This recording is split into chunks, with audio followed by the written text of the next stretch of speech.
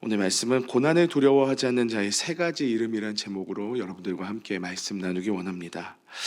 오늘 우리가 함께 읽은 이 디모데후서는요, 사도 바울이 유언과 또 같은 이런 서신이라고 할 수 있는데요, 로마의 이 차가운 지하 감옥에서 바울은 더 이상 복음을 전하러 다닐 수도 없고 찾아오는 이들도 하나 둘씩 떠나면서 정말 외로운 상황과 언제 죽을지 모르는 그런 상황 가운데에 놓여져 있었습니다.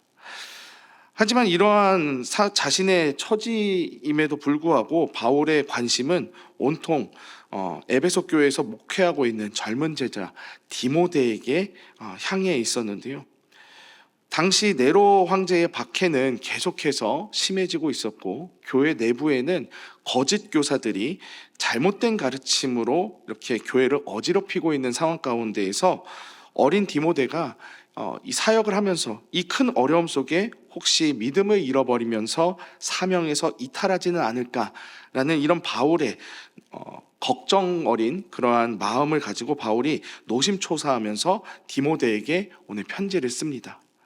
오늘 본문 1절을 보면 이렇게 시작합니다.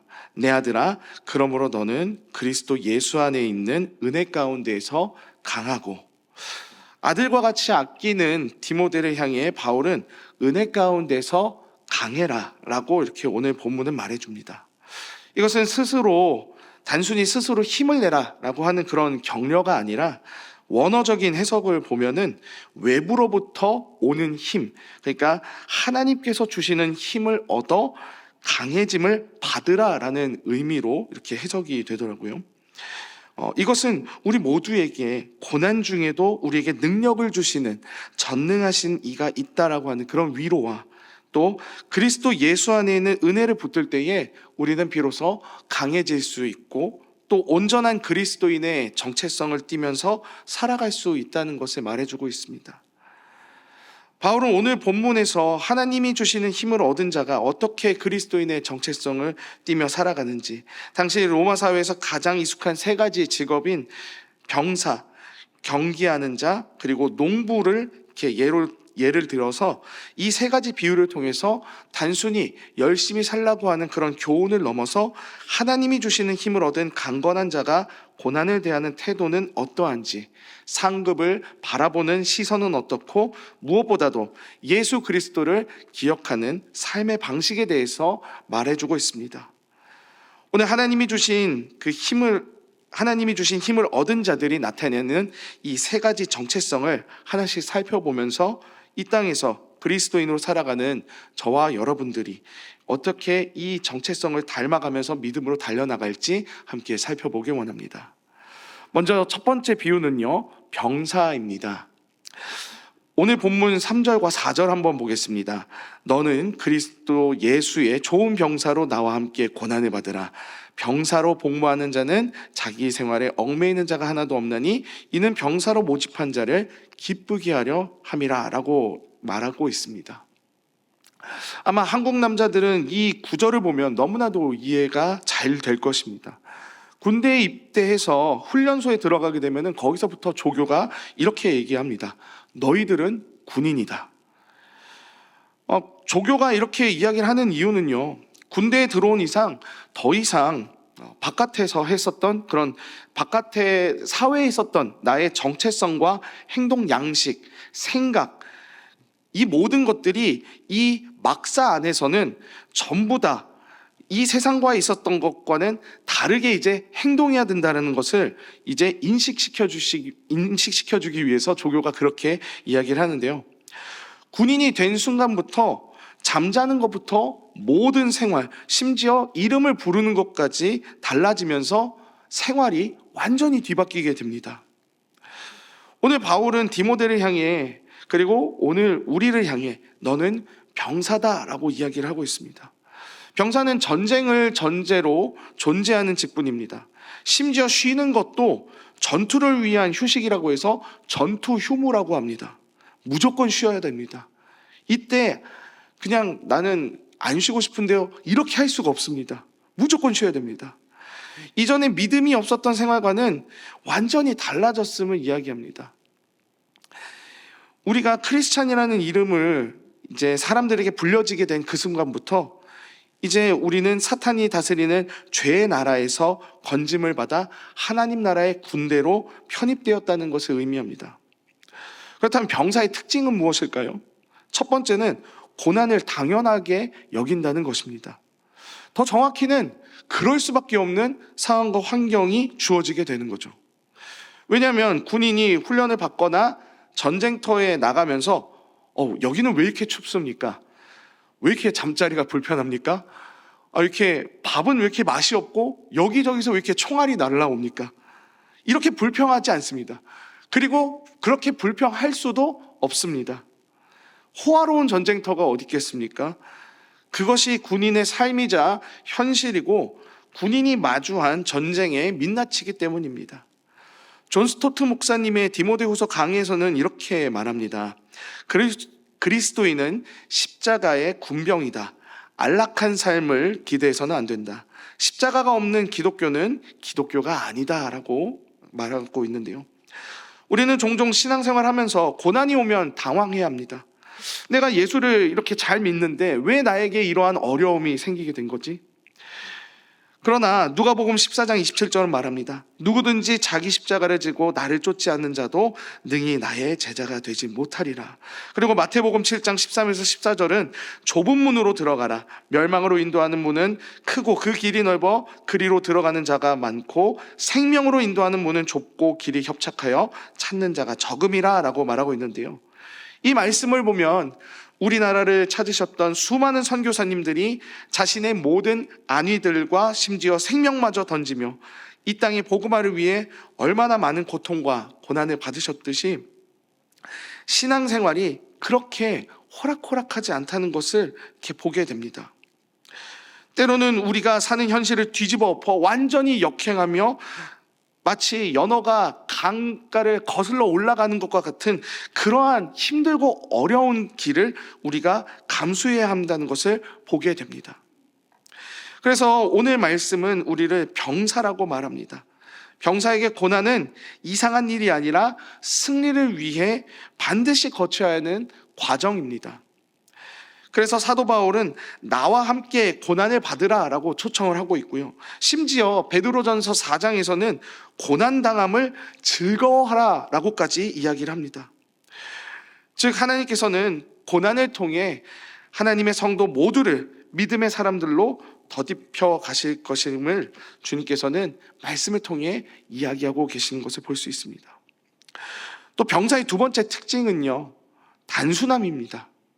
4절에 자기 생활에 얽매이는 자가 하나도 없다라고 했습니다.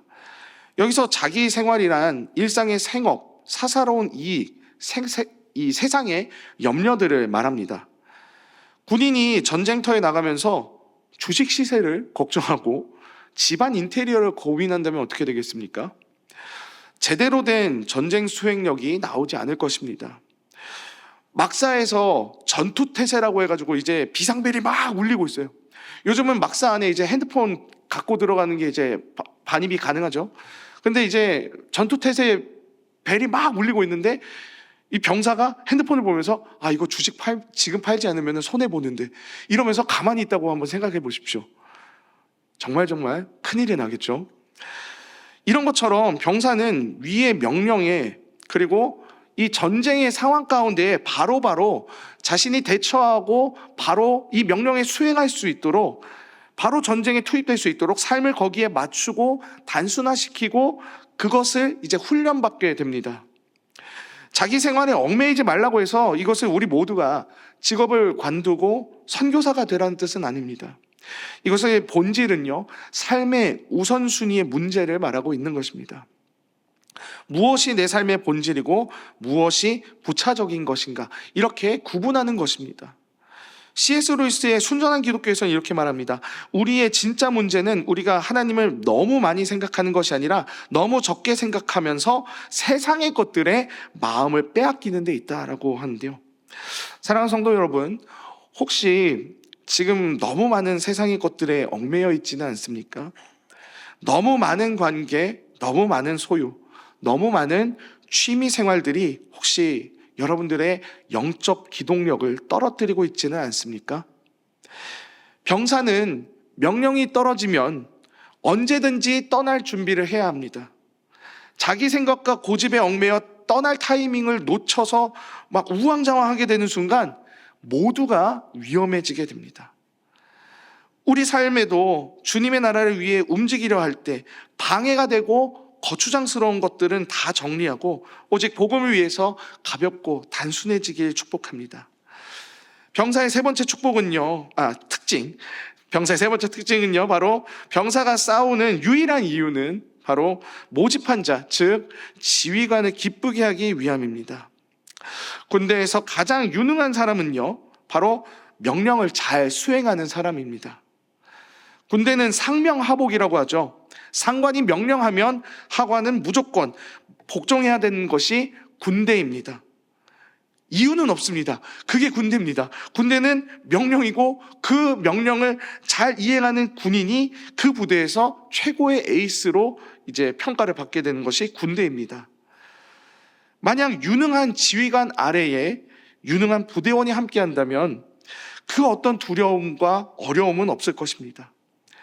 그런데 우리를 모집하시고 지휘하는 지휘관이 누구십니까? 바로 예수 그리스도십니다.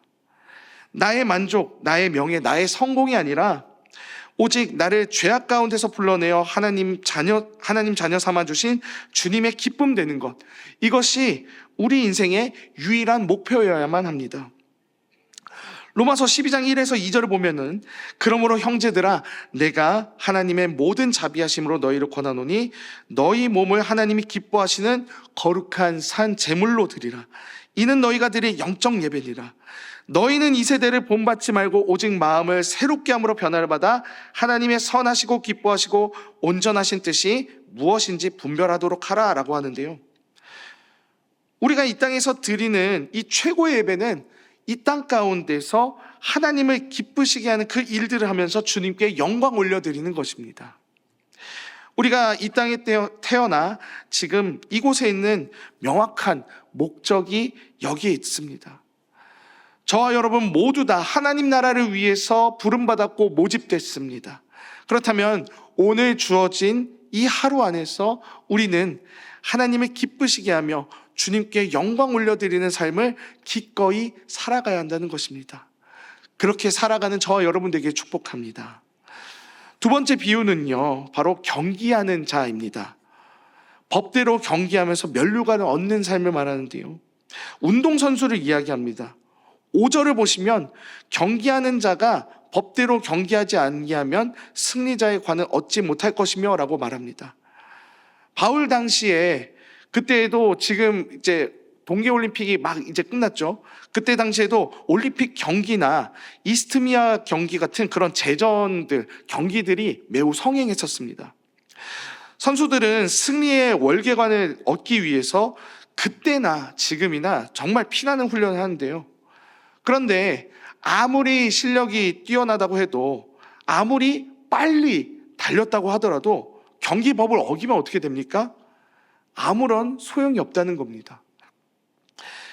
마라톤 선수가 예를 들어서 정해진 코스를 벗어나서 지름길로 달려가서 1등을 했다고 생각을 해보겠습니다.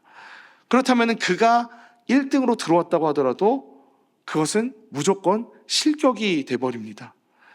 왜냐하면 정해진 코스를 벗어났기 때문입니다. 100m 달리기 선수가 출발 신호보다 먼저 뛰어나게 된다면 여러분 어떻게 됩니까? 그 기록은 무효가 됩니다.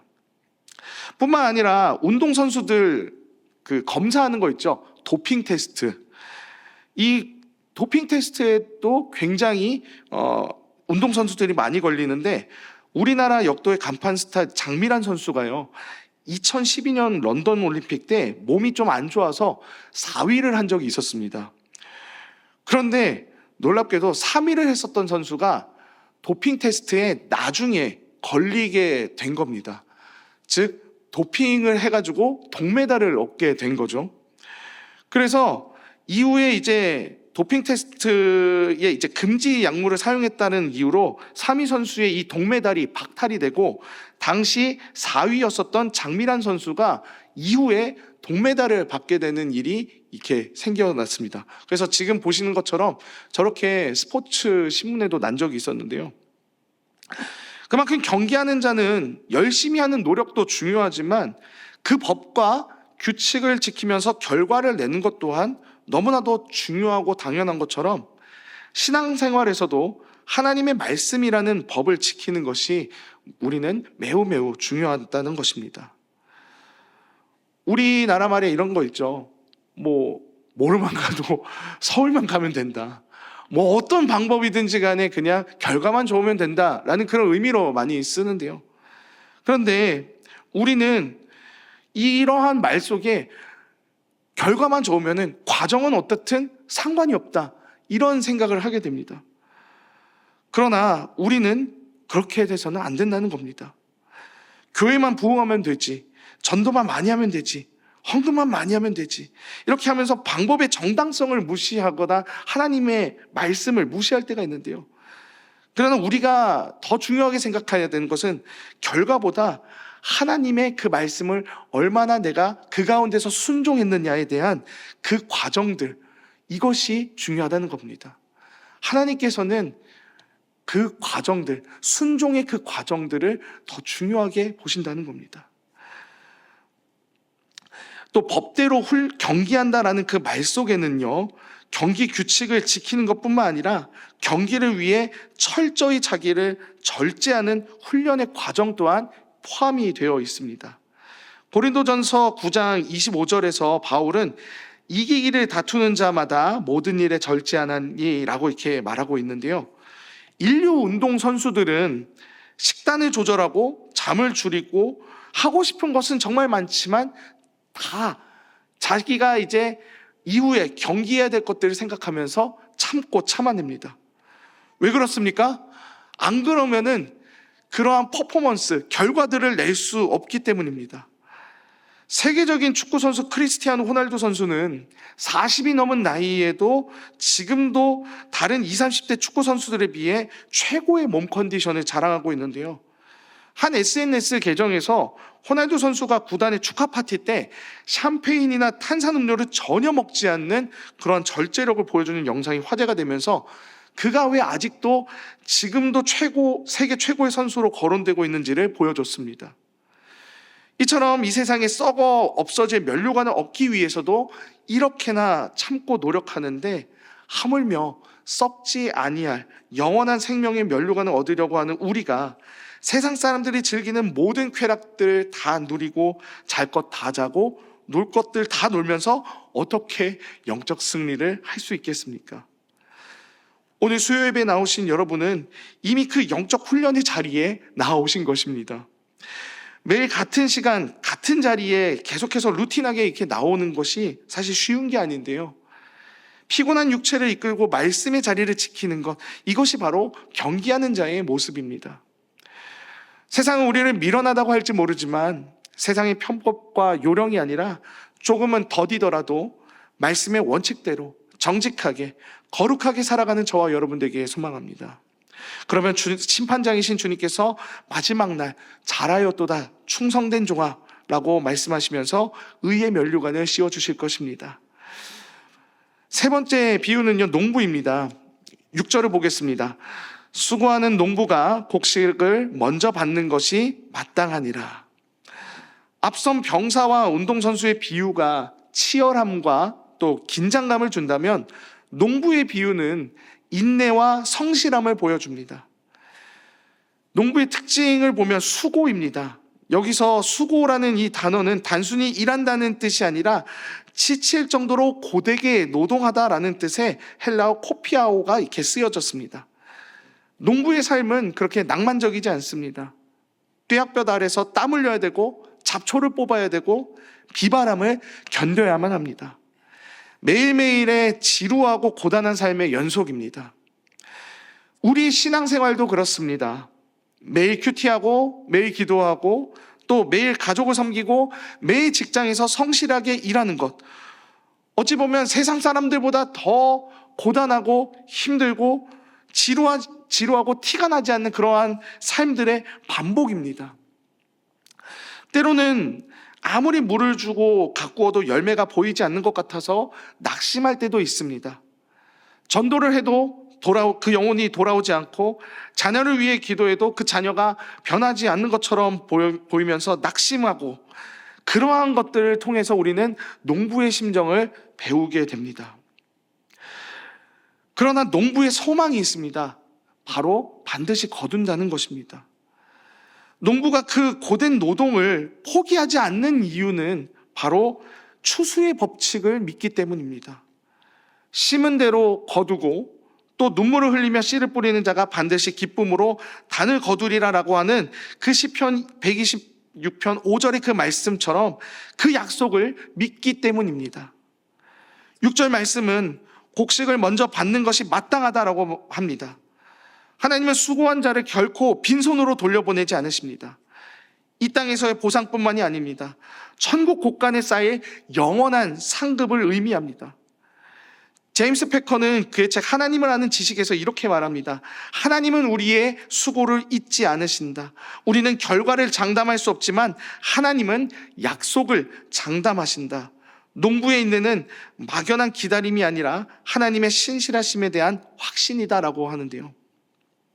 사랑하는 성도 여러분, 지금 여러분이 흘리고 있는 이 기도의 눈물, 남들이 알아주지 않는 이 봉사의 땀방울, 가정과 일터에서 믿음을 지키기 위해서 감내하는 이 모든 수고들을 주님은 보고 계십니다. 때가 이르면 그 모든 것들 다 열매로 거둘 것입니다. 낙심하지 마시길 바랍니다. 농부처럼 묵묵히 성실하게 믿음의 씨앗을 계속해서 뿌리시길 바랍니다. 그러면 가장 좋은 때에 가장 좋은 열매로 주님께서 분명하게 채워주실 것입니다.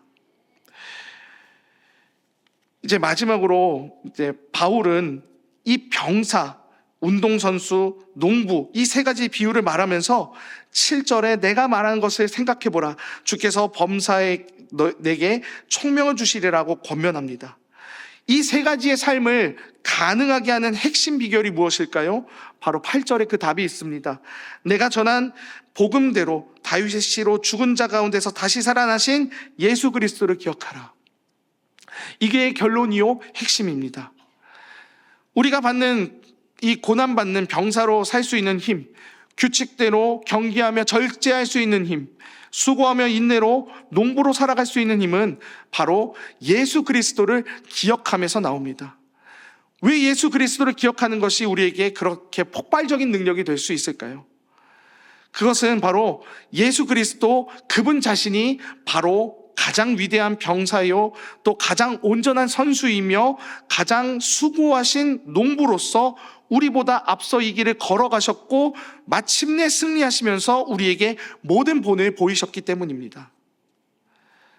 혹자는 어쩌면 그분이 전지전능한 창조주시니까 한계가 있는 우리 인간은 주님이 지나오신 그 길들을 결코 가지 못할 것이다 라고 이야기를 합니다. 하지만 8절에는 예수님에 대한 두 가지 중요한 묘사를 하고 있습니다. 첫 번째는 바로 다윗의 시입니다. 이것은 예수님의 인성을 강조합니다. 주님도 우리와 똑같은 육신을 입고 이 땅에 오셨다는 것입니다. 이것은 주님이 우리의 모든 어려움과 불편들을 다 감수하셨음을 이야기하고 있습니다.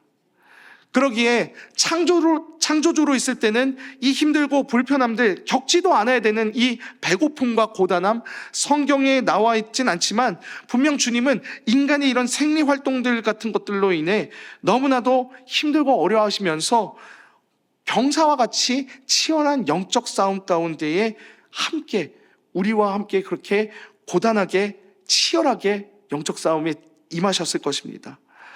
또 십자가의 법대로 주님은 순종하셨고 영혼들을 구원하시기 위해서 제자들과 안 가신 곳이 없을 만큼 이스라엘 전역을 다니시면서 농부와 같이 땀을 흘리셨고 피를 흘리셨습니다. 그러기에 주님은 이미 우리의 아픔과 한계와 고난을 다 아셨고 창조주의 전지전능함으로 그저 손가락 딸깍 한 번 한 것으로 모든 고난을 이기신 그런 것이 아니라는 것입니다. 그래서 히브리서 4장 15절에 이렇게 기록되어 있지 않습니까? 우리에게 있는 대제사장은 우리의 연약함을 동정하지 못하실 이가 아니요 모든 일에 우리와 똑같이 시험을 받으신 이로되 죄는 없으시니라.